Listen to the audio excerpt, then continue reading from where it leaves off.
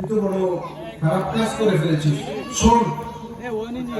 এবার বাবা বলতেছে কলা ইন্নি আওয়াজ এবং আমি বলতেছে মানুষজন কিছু হইলেও আছে, মানুষজন কি কিছু হইলেও আলাইহিস সালাতু ওয়াস সালাম তিনি বাবার বিরুদ্ধে কথা বলেছেন দ্বীনের বিষয়ে। কিসের বিষয়ে কথা বলো? কিসের বিষয়ে? এটা একটা কঠিন পরীক্ষা ছিল। প্রত্যেকটা সন্তান তার পিতামাতাকে ভালোবাসে, কথা বলে। সেই পিতামাতার বিরুদ্ধে যখন কথা বলতে হয় তখন আমাদের কলিজায় লাগে, কেমনে আমরা কথা বলি তার বিরুদ্ধে?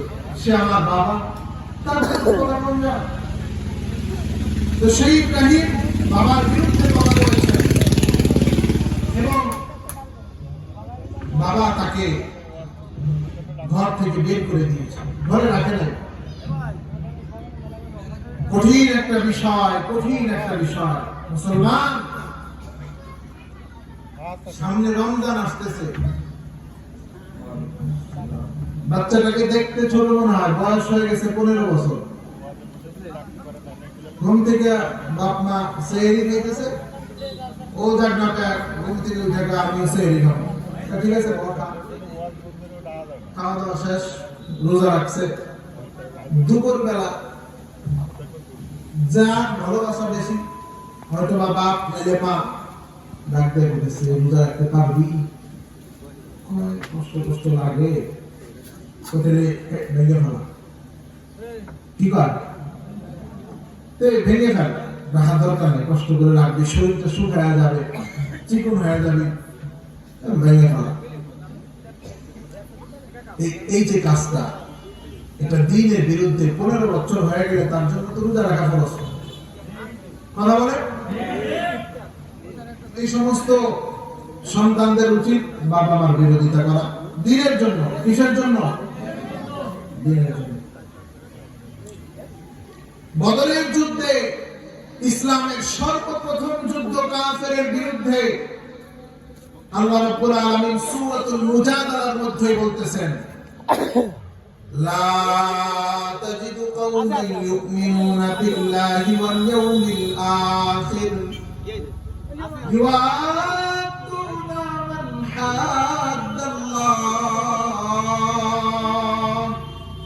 ওয়া রাসূলুহু ওয়ালাউ কানু আবাহুম আও আবনাআহুম আও ইখওয়ানুহুম আও আশীরাতাহুম।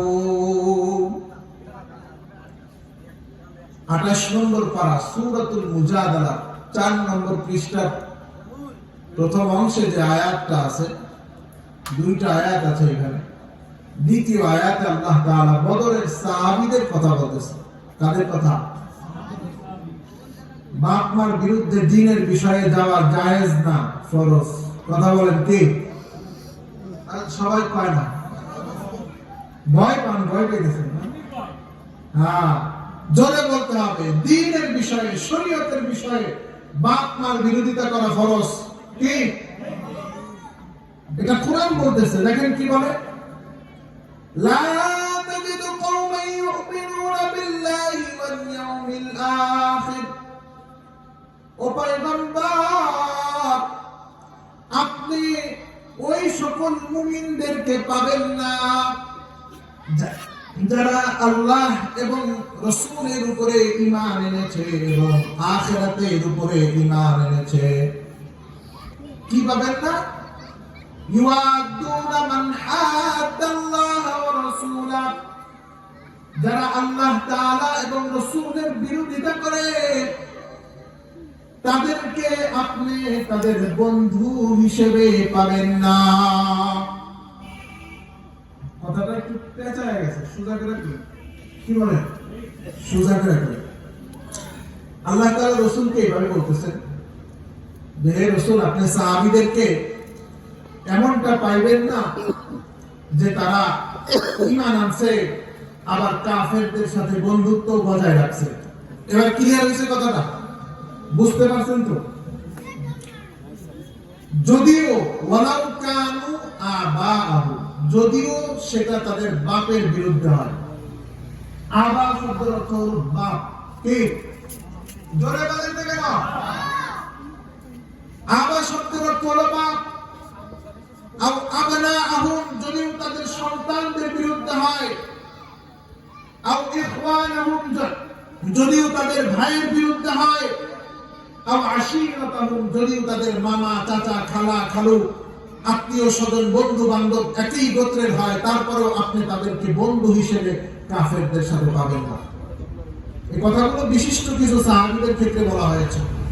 হযরত ওমর ফারুক রাদিয়াল্লাহু তাআলা আনহু বদরের যুদ্ধে যুদ্ধ করতে করতে করতে করতে এক পর্যায়ে তার সামনে তার মামা হাজির। তার মামা হাজির হয়ে গেছে। কে? মামা হাজির হয়ে গেছে। হযরত ওমর পাশ কাটিয়ে সরে যায়। তার মামার সাথে সে যুদ্ধ করতে চায় না, কিন্তু তার মামা তাকে হত্যা করার জন্য সরে গেলে আরো সে উচ্চ করে মারতে যায়।